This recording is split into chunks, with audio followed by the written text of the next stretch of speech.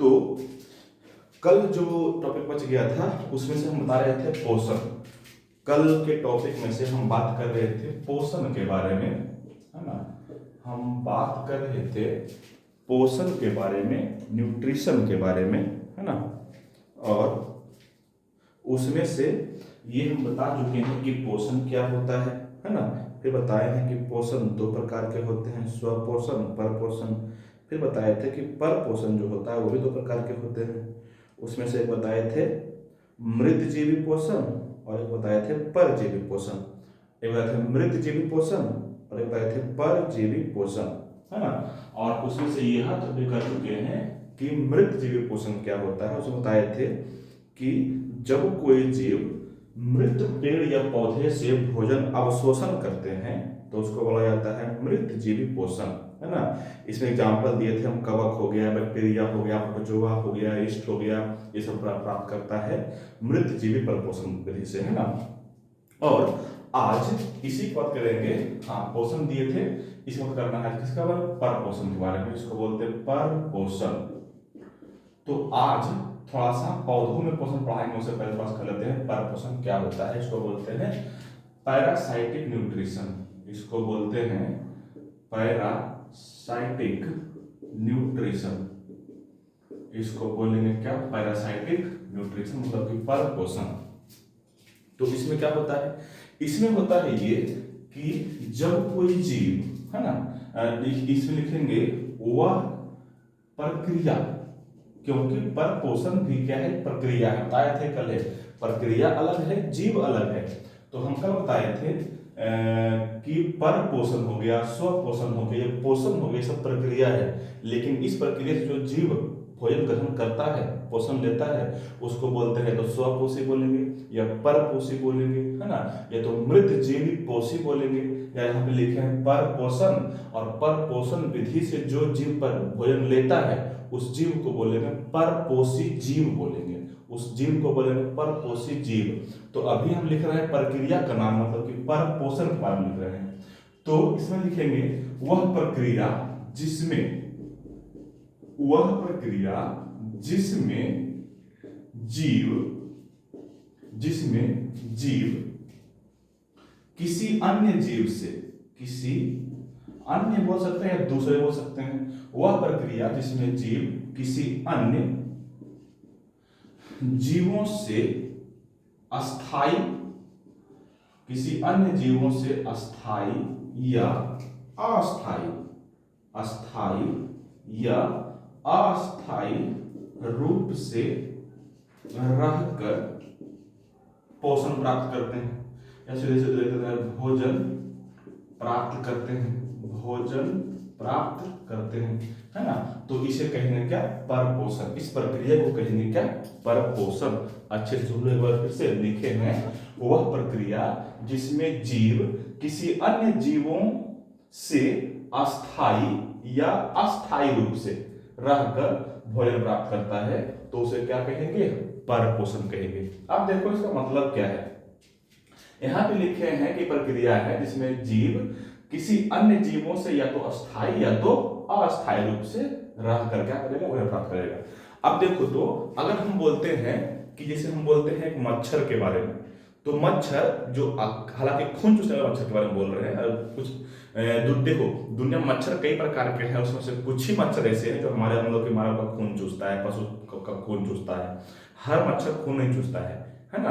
तो जो मच्छर खून चूसता है, देखो एग्जाम्पल देते हैं एक मच्छर का, और एक एग्जाम्पल देते हैं जूं, जो माथे में, शरीर में, माथे में होता है ना, जूं, जिसको ढीला बोलते हैं आप लोग, है ना। तो देखो जूं भी पोषण लेता है प्राणी से, है ना, और मच्छर भी लेता है पोषण प्राणी से, लेकिन दोनों में अंतर है। अंतर क्या है कि जूं अस्थाई रूप से वहीं रहेगा, वहीं पर रहेगा और पोषण लेगा। जूं अस्थाई रूप से वहीं रहेगा और पोषण लेगा, लेकिन मच्छर आएगा, पोषण लेगा और चल जाएगा, आएगा, पोषण लेगा और चल जाएगा। तो जो अस्थाई रूप से किसी शरीर पर रह के पोषण लेता है उसको बोलते हैं, देखो लिखे हैं अस्थाई, और फिर लिखे या अस्थाई। जो अस्थाई रूप से नहीं रहता है, कहीं पे मतलब आया, पोषण मिला, पोषण लेके चल गया फिर अपना जगह पे, तब उसको बोलते हैं अस्थाई। तो ध्यान रखेंगे, पर पोषण जो होता है दो टाइप से होता है, या तो अस्थायी रूप से उसके शरीर पर ही रहेगा, या तो अस्थायी रूप से, मतलब जब मन में उसको भोजन लगेगा करने का तो आएगा और लेके चल जाएगा। तो दोनों ध्यान रखेंगे, है ना। अस्थायी या अस्थायी रूप से रहकर भोजन प्राप्त करता है तो वह पोषण कहलाता है क्या, पर पोषण।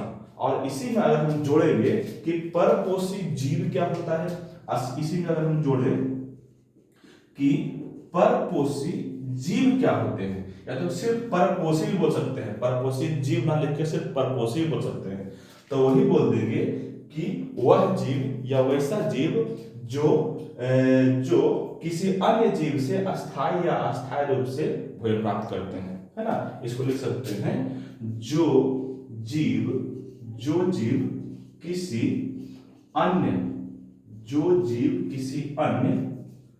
जीवों से अस्थायी या अस्थायी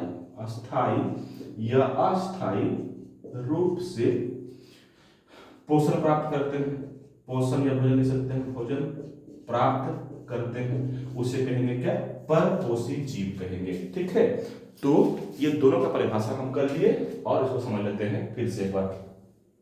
तो परपोषण प्रक्रिया हो गया, जबकि परपोषी कोई जीव हो गया, है ना, जो परपोषण विधि से पोषण लेता है, तो ये हो गया परपोषण।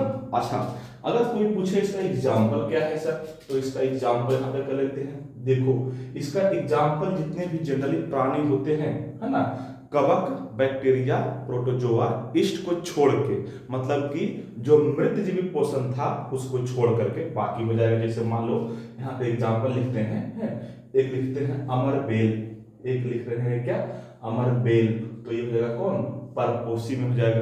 अगर हम लिखते हैं मलेरिया जो है प्रोटोजोआ, जिसको बोलते हैं आप क्या, इसको बोलते हैं, अगर रखेंगे मलेरिया प्रोटोजोआ, है ना, याद रखेंगे।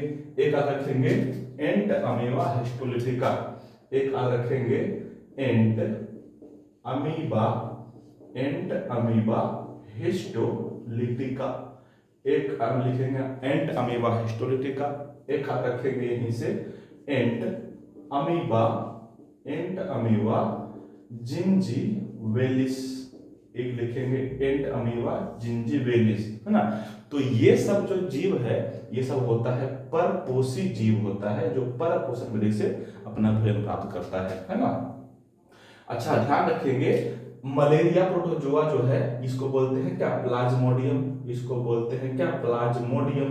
तो अगर मलेरिया प्रोटोजोआ रहेगा तब भी कहेंगे ये परपोषी है, प्लाज्मोडियम रहेगा तब भी कहेंगे ये परपोषी है, क्योंकि यही प्लाज्मोडियम से होता है मलेरिया। कुछ बच्चों को पता है कि मलेरिया मच्छर से होता है, नहीं रे बालक, मलेरिया जो है मच्छर उसका वाहक है, मच्छर सिर्फ एक जीव से दूसरे जीव में इस प्लाज्मोडियम को ले जाता है, जो बीमारी करवाता है ना वो प्लाज्मोडियम करवाता है। अब ये प्लाज्मोडियम प्रोटोजोआ है, याद रखेंगे, है ना। मच्छर सिर्फ उसका वाहक है ना, मतलब कि मच्छर से एक जीव से दूसरे जीव में ये प्लाज्मोडियम चल जाता है ना। तो कुछ ऐसा होता है। एक यहाँ पे लिखे हैं एंट अमीबा हिस्टोलिटिका, और एक लिखे हैं एंट अमीबा जिंजीवेलिस, है ना। तो ये सब कुछ ऐसे प्रोटोजोआ है जो होता है क्या, परपोषण विधि से पोषण प्राप्त करता है, इसको रखेंगे। अच्छा, अगर आपसे कोई पूछे कि मानव क्या है, तो मानव एक प्रकार का परपोषी जीव ही है ना। कोई पशु है तो एक परपोषी जीव ही है। जैसे मान लो कि हमारे घर में एक गाय पाले हुए हैं, तो गाय अगर जंगल में जाके घास चर रहा है तो घास को गया और वहां पे जाके चर के चला आया, मतलब कि अस्थायी रूप से उसको निर्भर है ना।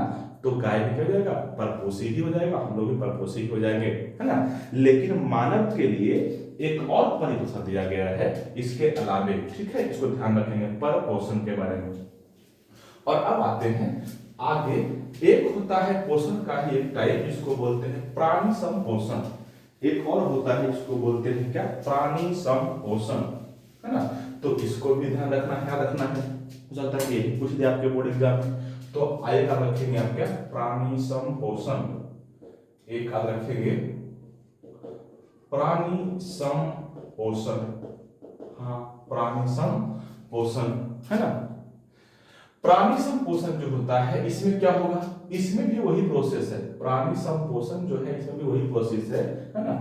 इसको बोलते हैं, इसका डिफाइन अगर हमको लिखना है तो लिखेंगे वह प्रक्रिया, इसमें लिखेंगे वह प्रक्रिया जिसमें जीव, वह प्रक्रिया जिसमें जीव अपना भोजन, वह प्रक्रिया जिसमें जीव अपना भोजन ठोस ठोस या तरल के रूप में ग्रहण करता है, ठोस या तरल के रूप में ग्रहण करता है ना।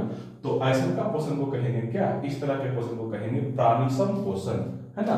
जैसे इसमें हो जाएगा कौन, मानव, इसी में हो जाएगा मानव, हो जाएगा पशु, हो जाएगा, है ना। ये सब ध्यान रखेंगे, मानव हो गया, पशु हो गया, और भी जो हो जाता है जैसे। अब हम बोलेंगे कि यहाँ पे ठोस से तरल क्या है, तो जब हम खा रहे रोटी, जब हम खा रहे चावल, जब हम खा रहे मक्का, मतलब कि उसको ठोस के रूप में ग्रहण कर रहे हैं। लेकिन जब हम पी रहे हैं दाल, जब हम पी रहे हैं सूप, जब हम कोई तरल पदार्थ ले रहे हैं तो तरल के रूप में ले रहे हैं, सिंपल सी बात है।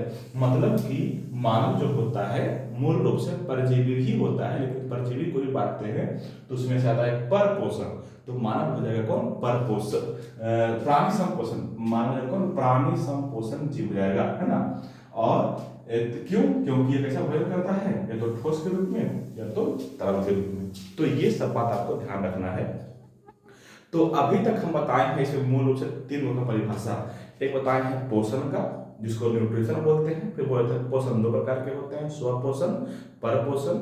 फिर बताए हैं स्वपोषण के बारे में, फिर बताए हैं परपोषण के बारे में, फिर बताया कि परपोषण मुख्य रूप से 2 प्रकार के होते हैं। परपोषण बताए हैं मृतजीवी परपोषण, और एक बताए हैं परजीवी परपोषण। भैया तो इसको बोलते थे मृतजीवी पोषण, उसको बोलते एक और बोलते हैं परजीवी पोषण, है ना। और एक परजीवी का ही एक और टाइप है जिसको बोले हैं प्राणी संपोषण, मतलब कि परपोषण 3 टाइप का हो गया, है ना, मृतजीवी, परजीवी और प्राणी संपोषण। तो यहां से हो गया अब तक कि ओवरऑल जीवों में पोषण कैसे मिलता है ना, ओवरऑल जीवों में पोषण कैसे मिलता है।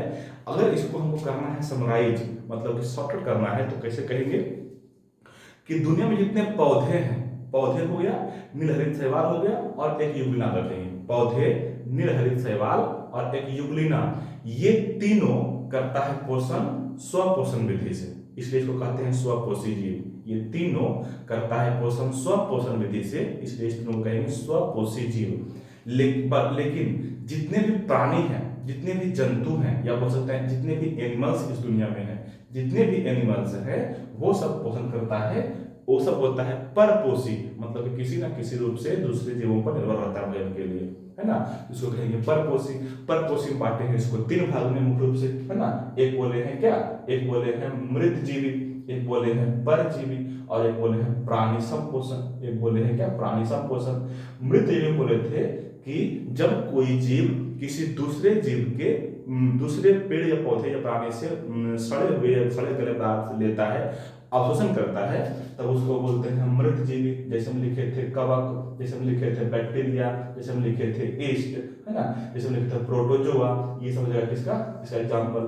परपोषण में बोले थे हम कि जब कोई जीव किसी दूसरे जीवों पर अस्थायी या अस्थायी रूप से रहकर पोषण लेते हैं, तो उसको बोलते हैं परपोषण। इसमें जगह कौन, इसमें लिखे हैं अमरबेल, इसमें लिखे हैं प्रोटोजोआ, इसमें लिखे हैं मलेरिया का प्रोटोजोआ, इसको बोलते हैं प्लाज्मोडियम, जिसको बोलते हैं प्लाज्मोडियम। इसमें लिखे थे एंट अमीबा हिस्टोरिटिका, इसमें लिखे थे एंट अमीबा जिंजेवेलिस, इसमें लिखे हैं जूम, इसमें लिख सकते हैं आप जूम, जिसको ढीला बोलते हैं। इसमें लिख सकते हैं आप किलनी, है ना।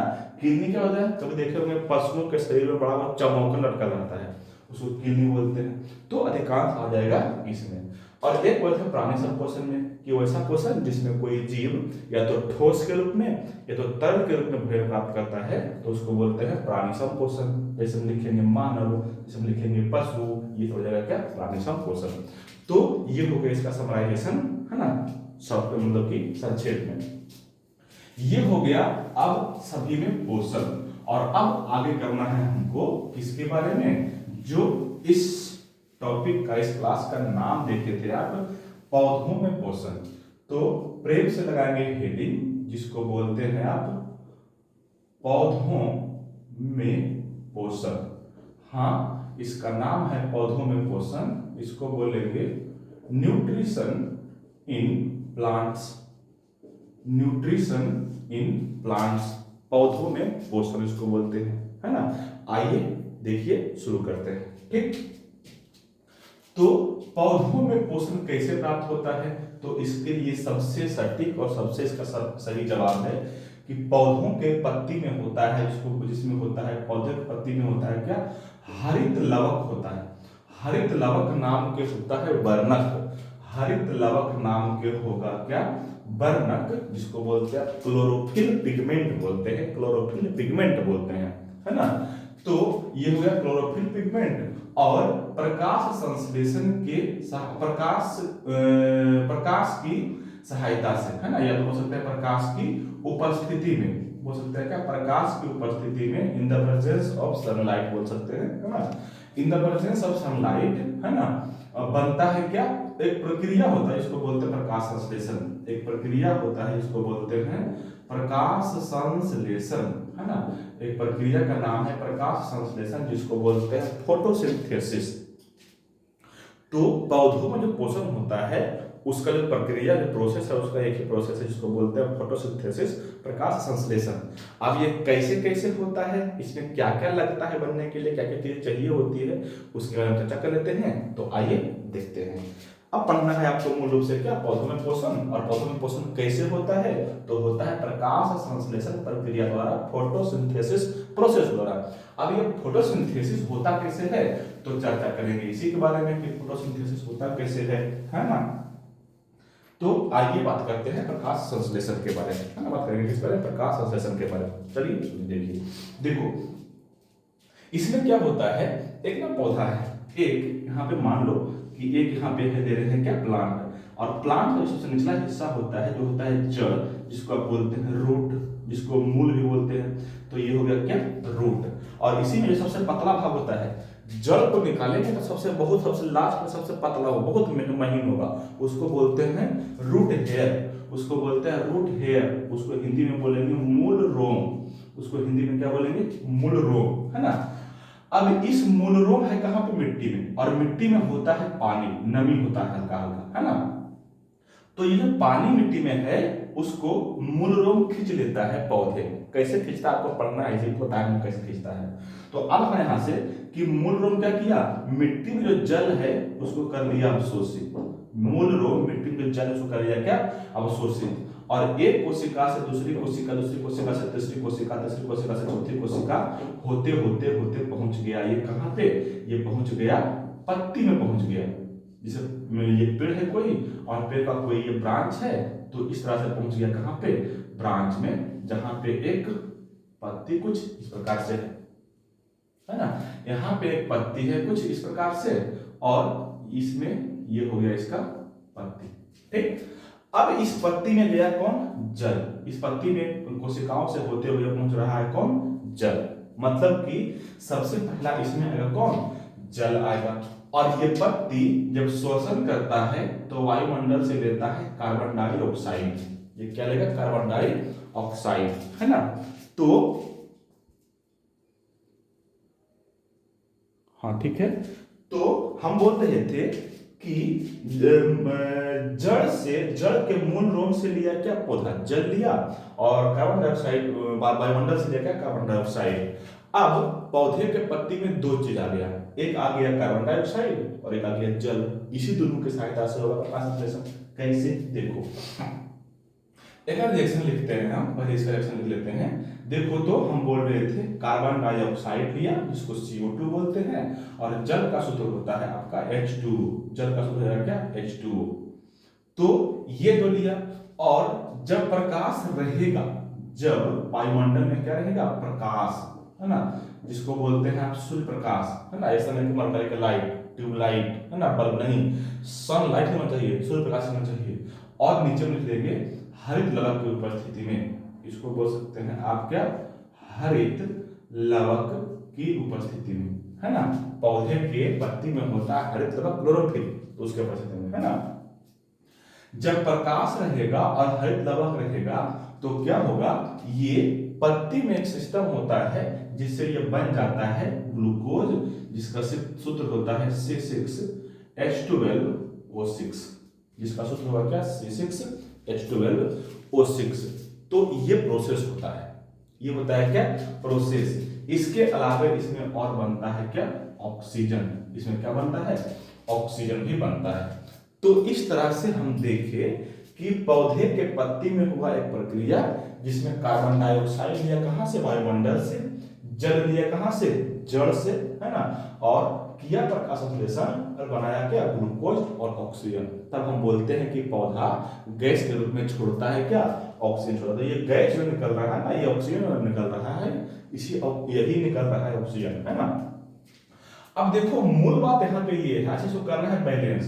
तो बैलेंस करने के लिए आप 6 यहाँ पे दे दीजिए, 6 यहाँ पे दे दीजिए और 6 यहाँ पे दे दीजिए, मिलेगा बैलेंस। जब भी आप लिखेंगे प्रकाश संश्लेषण का सूत्र, है ना, तो पूरा लिखना है बैलेंस करके, ऐसा नहीं कि अधूरे छोड़ दो, नहीं, गलती हो जाएगा वो, है ना। तो जब भी लिखेंगे प्रकाश संश्लेषण का सूत्र तो ऐसे लिखेंगे, कार्बन डाइऑक्साइड प्लस जल, ऊपर में लिखेंगे प्रकाश और नीचे में लिखेंगे हरित लवण, और जो बन रहा है उसको लिखेंगे C6 मतलब ग्लूकोज, और यहाँ पे लिखेंगे ऑक्सीजन। ठीक, अब यहाँ पे देखो क्या बन रहा है, ये बन गया क्या आपका ग्लूकोज, यही तो रहा था, ये बन गया है क्या, ग्लूकोज। यही ग्लूकोज का एक एक अणु मिल के बहुत सारा अणु बन जाता है जब, तो उसको बोलते हैं कार्बोहाइड्रेट। इसी को बोलते हैं आपका कार्बोहाइड्रेट भी कहते हैं। जो समझ में नहीं आ रहा है तो थोड़ा समझ लो। जैसे मान लो कि ग्लूकोज का ये एक अणु है, फिर ये 2 अणु, 3 अणु, 4 अणु, 5, 6, 7, 8, 9, 10, 11, 12। जब ये सभी अणु एक साथ जुड़ जाता है, जब सभी अणु साथ जुड़ जाता है ना, तब इसी को बोलते हैं कार्बोहाइड्रेट। कार्बोहाइड्रेट कोई अलग चीज नहीं है, सबकी अलग चीज नहीं। अणु, ग्लूकोज का अणु मिल के ही बनाता है क्या, कार्बोहाइड्रेट। अब हम बोल रहे थे, पिछले क्लास में हम बात किए थे, अगर तुम लोग देखा होगा तो सुना होगा, हम बोले थे कि कार्बन डाइऑक्साइड और जो जल है ना, कार्बन डाइऑक्साइड और जो जल है ये क्या है, ये सरल अकार्बनिक अणु है। ये याद रखेंगे इसको, यहाँ पे ये क्या है, सरल अकार्बनिक अणु है ये, हाँ इसको याद रखेंगे अच्छे से। जो कार्बन डाइऑक्साइड है, जल है, ये क्या है, सरल अकार्बनिक अणु है। जबकि जो ग्लूकोज बना है वो क्या है, तो वो है जटिल कार्बनिक अणु। ये क्या है, जटिल कार्बनिक अणु है, ये जटिल कार्बनिक अणु है ना। इसको अच्छे से याद रखेंगे, है ना। तो हम बोलते हैं कि प्रकाश संश्लेषण प्रक्रिया जो होती है उसमें क्या होता है, तो उसको एक बार याद रखना तुम लोग कि प्रकाश संश्लेषण प्रक्रिया में क्या क्या होता है, पहले उसको लिखेंगे कि प्रकाश संश्लेषण अभिक्रिया में वायुमंडल से कार्बन डाइऑक्साइड तथा जड़ से जल बन के जाता है, और प्रकाश की उपस्थिति में तथा हरित लवक में ग्लूकोज बनता है। इस प्रक्रिया को बोलते हैं प्रकाश संश्लेषण, है ना। ऐसे लिखेंगे आप, क्या होता है प्रकाश संश्लेषण, लिखेंगे, इसको बोलते हैं प्रकाश संश्लेषण। अच्छा, इसमें फिर आइए पता और ऐड करेंगे थोड़ा बढ़िया एडवांस पिक्चर में क्या कि प्रकाश संश्लेषण में और कुछ होता है क्या, हाँ होता है ना। इसमें बोल सकते हैं कि प्रकाश संश्लेषण में सरल अकार्बनिक अणु जटिल अकार्बनिक संश्लेषण बोल सकते हैं, सरल अकार्बनिक अणु मिलकर, सरल अकार्बनिक अणु मिलकर जटिल कार्बनिक अणुओं का निर्माण करता है। सरल अकार्बनिक अणु मिलकर जटिल कार्बनिक अणुओं का निर्माण करता है ना। तो इसको ध्यान रखेंगे, है ना। अच्छा, जो आपको पता है रिएक्शन जब पढ़े होंगे कभी 10th के क्लास चैप्टर 1 में, तो उसमें पढ़ते होंगे रिएक्शन के बारे में। तो जो मुख्य चीज प्राप्त होता है इसको बोलते हैं आप क्या, उत्पाद। मतलब कि अगर प्रकाश संश्लेषण अभिक्रिया में हमको बना है ग्लूकोज, जो हम बनाने के लिए सोच रहे थे, तो इसको बोलेंगे क्या, इसको बोलेंगे उत्पाद, इसको बोलेंगे प्रोडक्ट, इसको बोलेंगे क्या, उत्पाद बोलेंगे, प्रोडक्ट बोलेंगे। लेकिन उत्पाद के अलावा जब कुछ और भी बनता है तब उसको बोलते हैं उपोत्पाद। अब देखो तो ग्लूकोज के अलावा ऑक्सीजन भी बना है, तो ऑक्सीजन को यहाँ पे बोलेंगे उपोत्पाद कहते हैं, इसको उपोत्पाद कहते हैं, इसको बोलते हैं बाई प्रोडक्ट, इसको बोलेंगे बाई प्रोडक्ट, उपोत्पाद। तो इस प्रकार से होता है हमारा पूरा का पूरा रासायनिक अभिक्रिया, जिसको बोलते हैं प्रकाश संश्लेषण। इस अभिक्रिया को बोलते हैं प्रकाश संश्लेषण, है ना। फोटोसिंथेसिस, इसको बोलते हैं फोटोसिंथेसिस, और यही फोटोसिंथेसिस का रिएक्शन अभिक्रिया है। तो ये बहुत इंपॉर्टेंट है कि प्रकाश संश्लेषण अभिक्रिया होता कैसे है। उसमें अगर पूछेगा कि प्रकाश संश्लेषण अभिक्रिया, सबसे पहले याद रखेंगे प्रकाश संश्लेषण अभिक्रिया कहाँ पे होता है, तो सीधे सीधे बोलेंगे कहाँ पे होता है, पत्ती में। कहाँ पे होगा, पत्ती में। फिर बोलेंगे प्रकाश संश्लेषण अभिक्रिया में जब कार्बन डाइऑक्साइड होता है वो कहाँ से आता है, तो बोलेंगे कहाँ से आता है, वायुमंडल से। फिर बोलेगा प्रकाश संश्लेषण अभिक्रिया में जो जल होता है वो कहाँ से आता है, तो आप रखेंगे जल आता है कहाँ से, मिट्टी से। जल कहाँ आता है, मिट्टी से। इसका करता है अवशोषण कौन, इसका अवशोषण करता है जड़, इसका अवशोषण करता है कौन, जड़।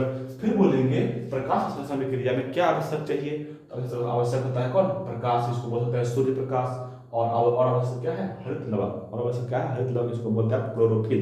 ठीक है। और बनता क्या है, प्रकाश संश्लेषण अभिक्रिया का उत्पाद क्या है, प्रकाश संश्लेषण अभिक्रिया का उत्पाद क्या है, प्रोडक्ट क्या है, तो वो है कौन, ग्लूकोज बोलना, या तो बोलना कार्बोहाइड्रेट, है ना। और या तो बोलेगा कि प्रकाश संश्लेषण अभिक्रिया का उपोत्पाद क्या है, बाई प्रोडक्ट क्या है, तो आप बोलना क्या, ये है ऑक्सीजन, मतलब कि ऑक्सीजन भी बनता है। ठीक है।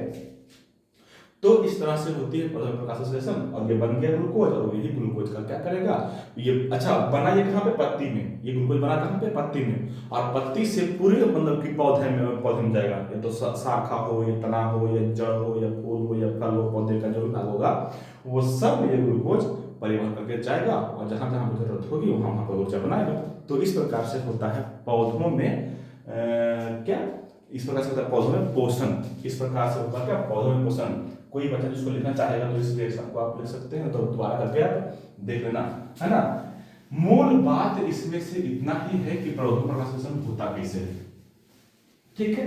और अगर अब हम बात करेंगे कि प्रकाश संश्लेषण कहाँ होता है, जैसे हम बोल दिए कि प्रकाश संश्लेषण किस अंग में होता है, किस भाग में होता है, तो वो होता है पत्ती में। वो कहाँ पे, पत्ती में होता है। लेकिन अगर आपसे पूछ देगा कि पत्ती के भी किस भाग में, पत्ती भी कई लेयर में बटे होते हैं, है ना, तो पत्ती के भी किस भाग में होता है ना, तो इसकी जानकारी अभी कर लेते, टाइम बच रहा है।